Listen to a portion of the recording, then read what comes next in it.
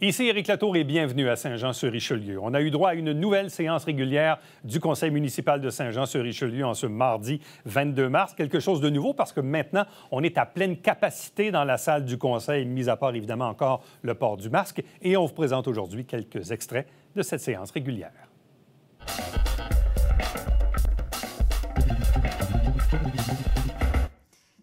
17.11, règlement numéro 2040. Ce règlement a pour but d'adopter un règlement relatif à l'utilisation des pesticides à usage esthétique. Des changements ont été apportés par rapport au projet déposé. L'article 9 a été retiré. Le paragraphe 6 de l'article 10.2 est également retiré, ainsi que le paragraphe 2I de l'article 11.3a. Je propose Jessica Racine-Lehoux. J'appuie Jérémy Meunier. Merci, Monsieur Meunier.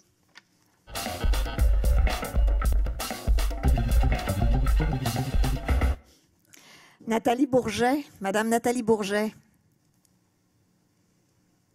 Bonsoir.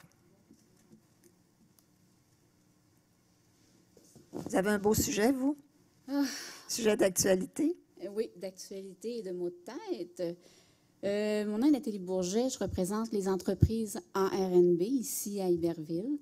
Nous faisons des traitements de pelouse, ensemencement et tout ça, tout ce qui se rattache au gazon. En premier lieu, je veux vous dire qu'on n'est pas contre le projet là, de bio, les produits bio.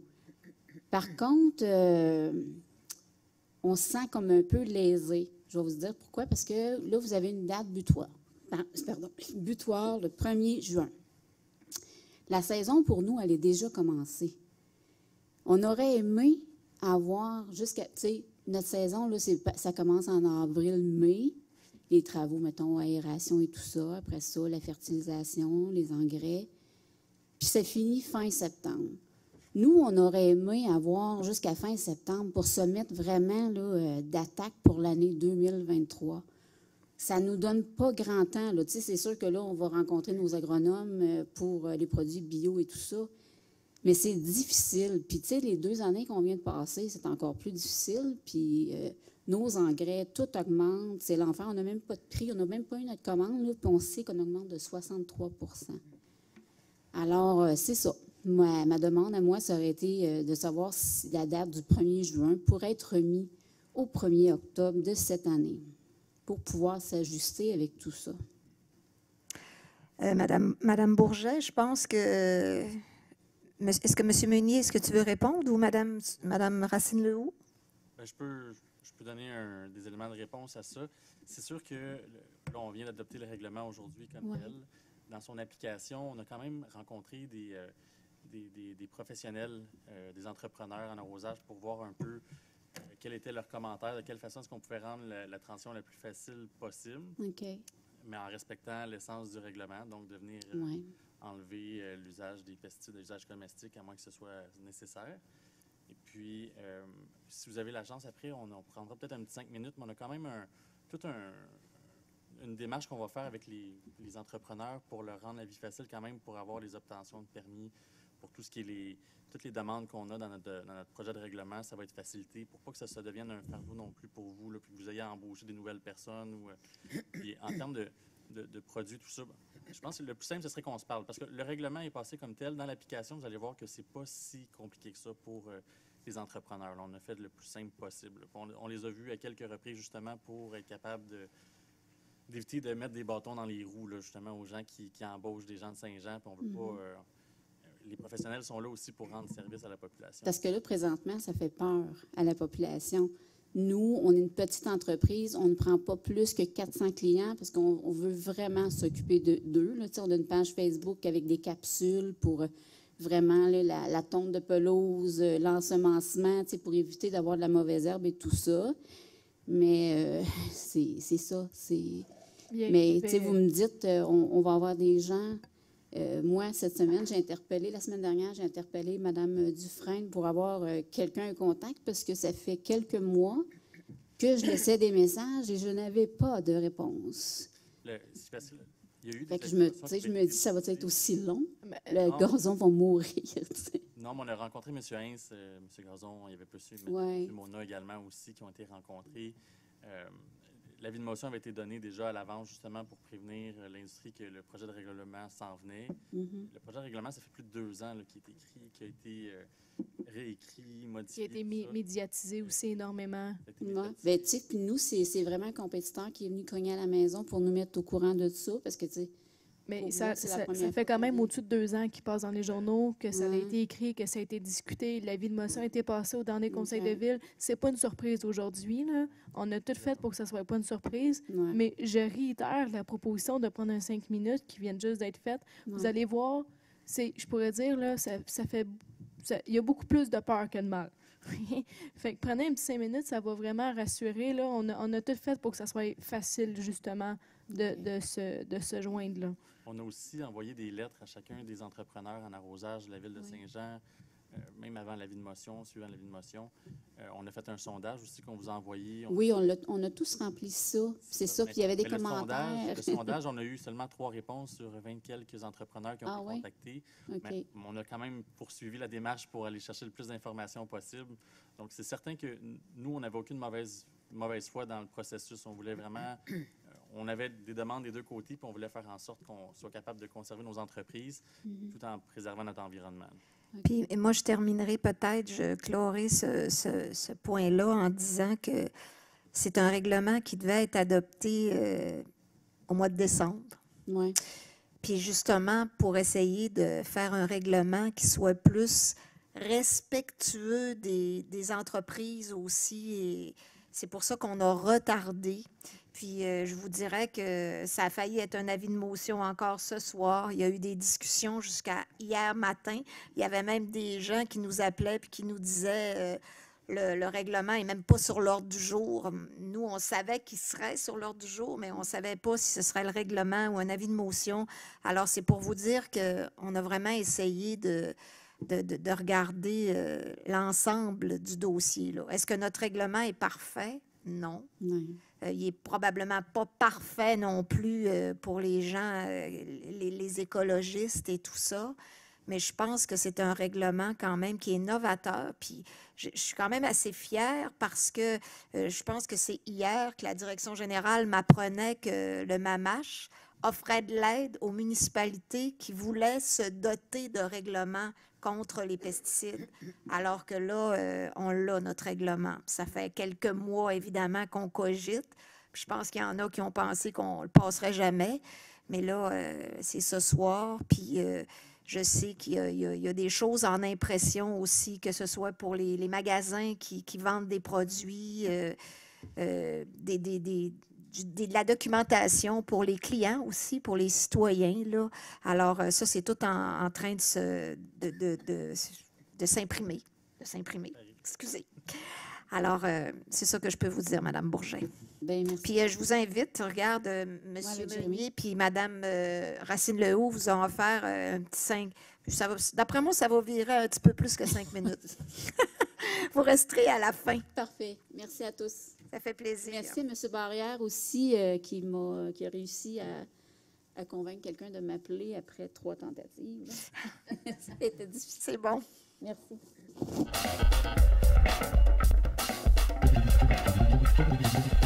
Et Christine Fournier. Bonsoir.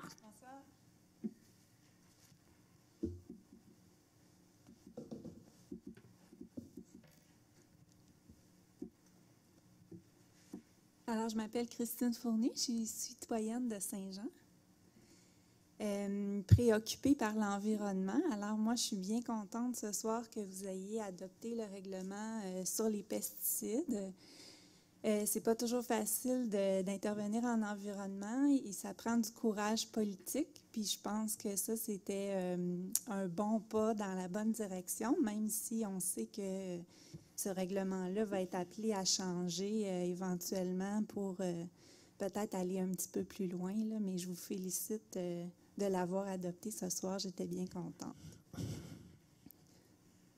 Aujourd'hui, je vais vous parler des boisés à Saint-Jean-sur-Richelieu. Oui.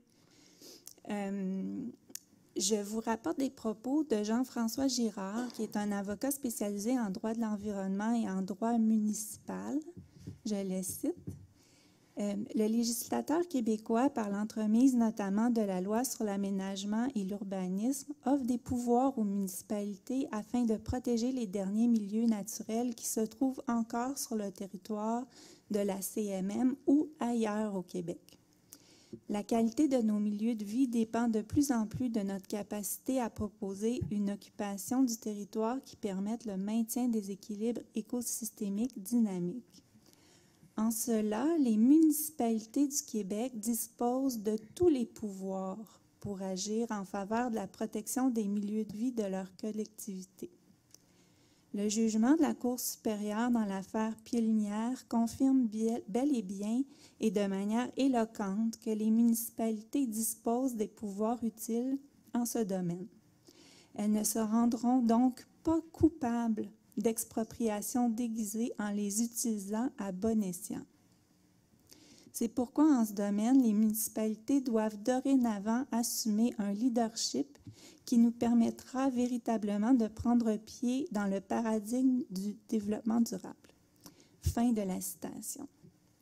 Alors, voici ma question.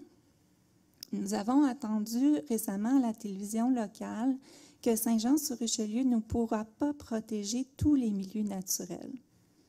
Alors, à la lumière des propos de Jean-François Girard et sachant que Saint-Jean-sur-Richelieu manque cruellement de milieux naturels protégés pour faire face au changement climatique, donc pour assurer la santé et la sécurité des citoyens, comment pouvez-vous justifier que les rares et derniers milieux naturels joannais ne puissent pas tous être protégés? Je suis un peu embarrassée là, de vous répondre, parce que dans un monde idéal, tous les boisés qui restent, je veux les conserver. Là. Je pense que c'est la volonté du conseil municipal. Maintenant, c'est dans la manière... D'abord, je dois vous dire que la citation de Maître Girard, elle nous a déjà été partagée à de multiples reprises, là, tant par des personnes, tant par des citoyens de Saint-Jean-sur-Richelieu que même Mme Jessica Racine-Lehoux, elle nous la sert allègrement. Alors, mais vous comprendrez qu'on ne peut pas tout faire en même temps. Hein. C'est à peine voilé là, que je dis tout le temps. Là, actuellement, je pense qu'il y a quelqu'un qui l'a évoqué tantôt. Là. On essaie d'avoir une vision 360 de toutes les tâches qu'il y a à faire à Saint-Jean-sur-Richelieu. Évidemment, la conservation des boisés, la future consultation sur les golfs à Saint-Luc, ça fait toute partie de notre paysage décisionnel, là. Une meilleure protection des arbres, de notre patrimoine naturel. On a tout ça là, quelque part dans notre rétroviseur, là, mais on ne peut pas tout faire en même temps. Puis les ressources sont limitées aussi, les ressources humaines aussi. Puis je pense qu'on a un conseil actuellement, ça fait juste 4 mois qu'on est là, mais à la direction générale, ils doivent penser que ça fait comme au moins 1 an ou 2, là, parce que quand on déboule dans le bureau de la direction générale, il y a tout le temps quelque chose au bout de ça dont on a besoin et tout ça. Alors moi, c'est sûr que je ne vous jurerai pas ce soir qu'on va tout garder les boisés parce que probablement que la solution de Maître Girard, elle peut s'appliquer à certains, peut-être pas à tous. Puis il y a peut-être aussi, on est même en train de regarder avec Jessica, qui a quand même une formation en droit, on est quand même en train de regarder plusieurs solutions, là. Alors, à ce moment-ci, ce soir, là, c'est ça que je vais vous répondre. Mais ne doutez jamais de nos intentions à tout le monde, là. Tu sais, tantôt, quand il y a eu un projet qui a été refusé parce que, tu sais, pour 4 pouces, parce qu'il y avait 4 arbres qui étaient des arbres de qualité, puis, tu sais, puis j'ai à peine dit, j'ai avoué, on en sauve, de temps en temps, on en perd, pour toutes sortes de raisons, mais on va faire de notre mieux. Ça, je peux vous dire ça. Moi, Jessica, tu me regardes, est-ce que tu voulais ajouter quelque chose, Mme Racine-Lehoux? Mais je pourrais dire, André, je la sers très allègrement, cette citation-là. Puis, je pourrais dire, je la pousse dans plusieurs dossiers aussi. Mais l'affaire, c'est qu'avec cette je pourrais dire, ce raisonnement-là et la jurisprudence telle qu'énoncée, oui, c'est une solution. Oui, la Ville peut faire quelque chose, mais on ne peut pas, je pourrais dire, il y a du oui, mais non. Il y a un certain héritage avec lequel qu'on doit gérer aujourd'hui. Puis c'est pas une solution miracle. Qu'est-ce qu'il nous propose? Il y a une différence aussi entre la citation, la théorie et la mise en pratique.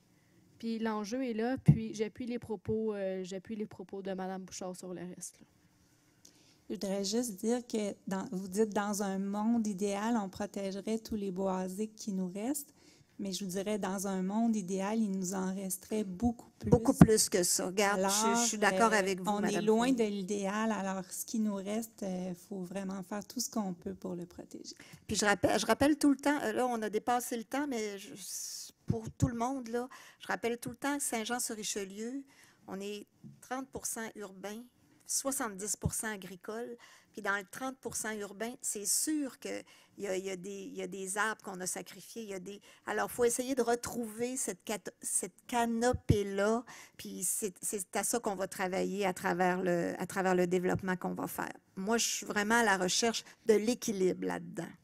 Alors, c'est ce que je voulais vous dire. Merci, bonne soirée. Bonne soirée, Madame Fournier. C'est moi qui vous remercie.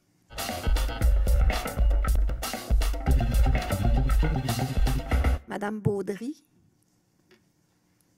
Sujet à venir. Petite mystérieuse. Bien, je voulais d'abord voir si les pesticides... c'est ça. Alors, OK. Merci. Je vais regarder les 3 modifications qui ont été apportées, puis je vous remercie quand même d'avoir eu le courage de faire ça.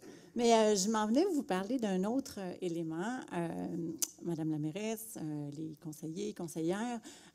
C'est à propos d'une dame que je ne connais pas qui a posé une question lors du conseil du 22 février dernier. Elle se nomme Brigitte Letourneau. J'ai trouvé sa question vraiment intéressante parce que ça allait avec le guide de participation citoyenne. Cette dame-là demandait... en fait, pourquoi vous aviez retiré depuis le 3 octobre 2021 le verbatim des questions et réponses lors du conseil? J'ai trouvé ça intéressant parce que, puis je m'en viens vous poser une question à ce sujet-là, à savoir si vous pouviez la remettre, parce que j'ai fait un peu du pouce sur cette idée-là, puis je me disais, il s'agit de l'information. Puis c'est intéressant d'avoir sur la plateforme des séances du Conseil cette section-là qui informait le citoyen des préoccupations, comme Mme Letourneau l'indiquait. Puis, dans la réponse que vous aviez donnée, je sais que c'était plein de bonne volonté, vous aviez parlé de dédoublement, mais en réalité, moi, j'aimerais mieux qu'on parle de multiplication de médiums d'information. C'est ce qu'on souhaite, des citoyens et des citoyennes informés. Puis tant mieux si plusieurs citoyens et citoyennes avaient le réflexe d'aller voir qu'est-ce qui se passait à la ville via ce médium, parce que c'est difficile de pouvoir dire à quelqu'un, ben tu peux plus lire le journal, va plutôt écouter la télévision. C'est un peu... différent aussi. Des fois, on est dans un endroit où ça se prête moins, on va plus lire, puis ça se fait plus rapidement aussi. J'ai plein de bons arguments, là. Ça permet aussi de garder des traces, tant pour le citoyen et la citoyenne qui veut se tenir informé, mais aussi pour les élus, pour les employés de la ville qui désirent voir les réponses. Moi, je trouve ça super intéressant, les réponses que vous donnez, Mme Bouchard. L'équipe travaille aussi derrière, visiblement très bien pour donner les réponses, puis avoir à les réécouter ou à trouver sur la vidéoconférence le segment. Bien, déjà là, j'aimerais ça vous demander qu'il y ait peut-être des segments possibles, parce que là, c'est difficile d'aller trouver l'information recherchée ou d'aller la retrouver, en fait. Donc, je trouvais un peu dommage d'avoir répondu à Mme Letourneau que, bon, celle-ci n'existait plus parce qu'il y avait la vidéoconférence, alors que pourtant, dans les dernières années, dans le fond, les deux ont cohabité très bien et permettaient à une plus large partie de la population d'être informée, puis d'en garder des traces. Bref, de travailler de façon efficiente aussi à cet égard. Donc, ma question était... Oui. Écoutez, vous avez plein de bonnes raisons et tout ça. Puis je vais vous dire que ma réflexion n'a pas été plus que, étant donné justement que, je ne veux pas me lamenter quand je dis ça, mais on a beaucoup de travail, puis on donne beaucoup de travail à beaucoup de monde. Pour moi, ça sauvait une étape. Puis je me disais, les réponses aux questions, de toute façon, elles sont tout le temps sur YouTube. Ça a été, ma réflexion, elle s'est arrêtée là, tout simplement. Tu sais, j'ai pas plus que ça, là. Puis ça a été l'idée d'enlever ça, justement, à mon adjointe qui faisait ça, là. Parce que vous savez, oui, j'ai les réponses, puis tout ça, là. Oui, il y a beaucoup de monde qui travaille autour de ça. Mais tu sais, des fois, on a les réponses, mais là, après ça, il faut vraiment les corriger pour aller... je dis pas, il n'y a personne ici qui fait des fautes, mais tu sais, avant d'aller mettre ça, ça vraiment, c'est pas plus que ça. Mais c'est ça que j'avais senti en fait, votre réponse. Vu que Mme Letourneau m'en a parlé, vous arrivez avec ça, je vais y réfléchir. OK? Parfait. On s'entend comme ça. Là. Je ne Ben, voudrais pas qu'on va le faire demain. Là. Il y avait aussi, je pensais, aux malentendants. Il y a plusieurs, quand même, personnes qui peuvent ne plus le recevoir. Puis j'ai aussi pensé ce que vous disiez. C'est vrai qu'il y a un employé qui doit dédier une petite partie de sa journée, une fois par mois, pour faire ça. Mais je trouvais quand même que le bénéfice pour les citoyens, les élus, les citoyennes, etc., était largement plus élevé. Écoutez, j'accueille vraiment ce que vous me dites, là, puis on va échanger entre nous demain. Là, vous allez me revenir ou comment vous fonctionnez dans ces positions-là pour donner votre réponse? En ayant parlé à votre équipe peut-être ou je ne sais trop. Regarde, je vais vous revenir, Mme Baudry. On fait ça. Merci. On se connaît. Je vais vous revenir. Au revoir.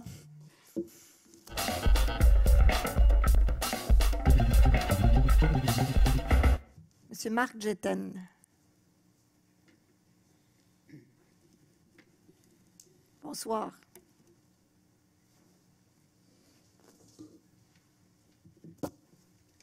Oui, bonsoir, Madame la mairesse, Mesdames, Messieurs les conseillères, conseillers.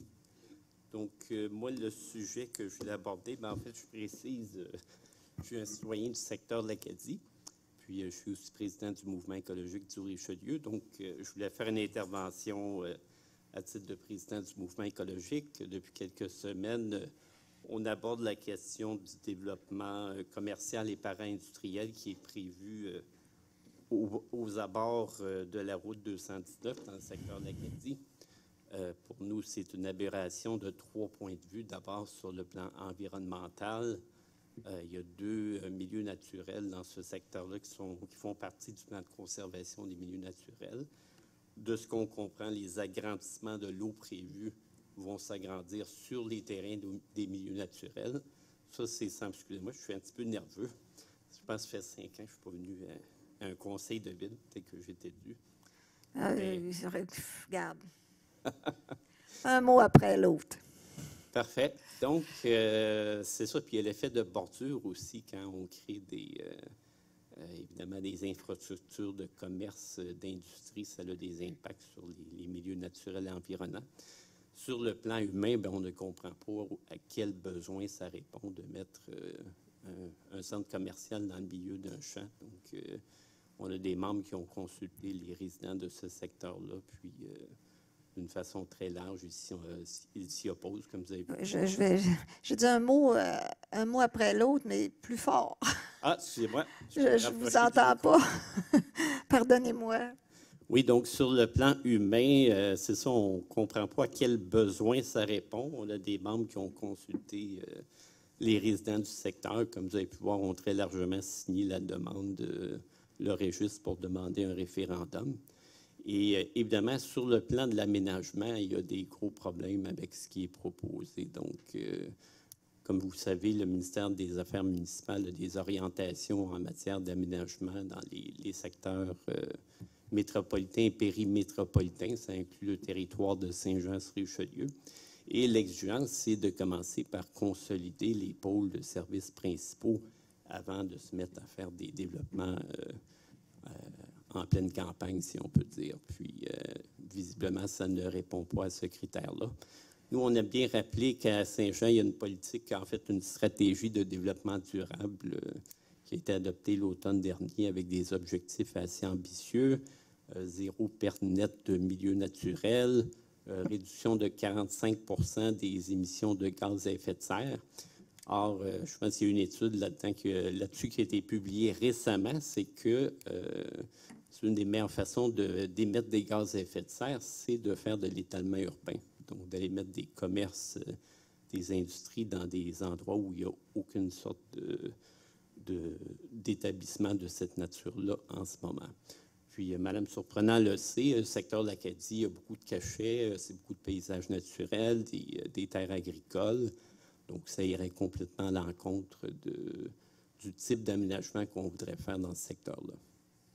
Donc, ma question, ce serait, est-ce que le conseil de ville envisage de renoncer au changement de zonage prévu qui permettrait de faire un développement commercial et para-industriel au bord de la route 219?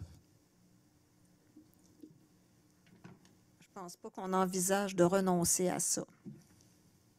Et comment allez-vous convaincre le ministère des Affaires municipales que ce que vous proposez est cohérent avec leurs orientations?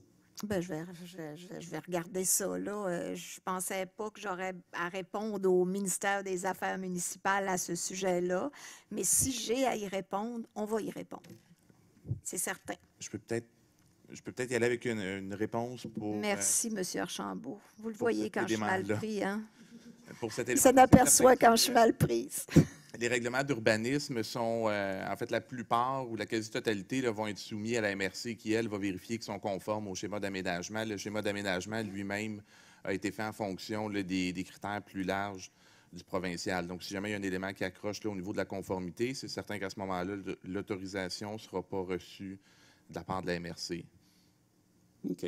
Puis vous envisagez ce processus-là sur combien de temps?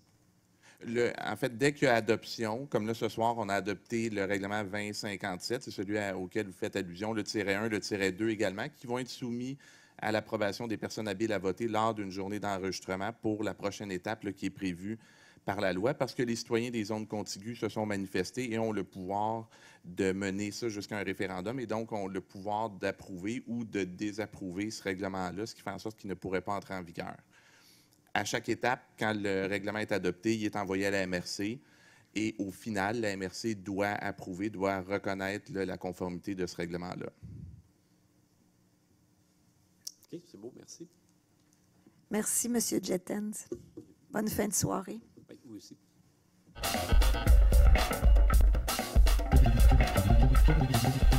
Merci d'avoir été là. On se fixe rendez-vous la semaine prochaine alors qu'on va vous présenter de nouveaux extraits des travaux de cette séance régulière du Conseil du mardi 22 mars. Entre-temps, commentaires ou suggestions par courriel, Éric Latour en un mot à commercial, tvhr9.com.